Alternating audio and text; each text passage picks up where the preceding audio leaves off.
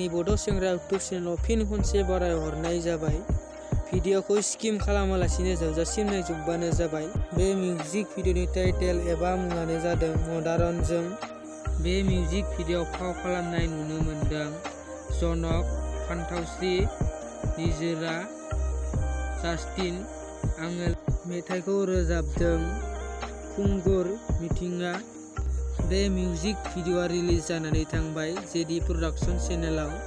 बे मिउजिक भिडिअखौ नायाखैबा आंनि भिडिअनि गेजेरजों नायनो हागोन।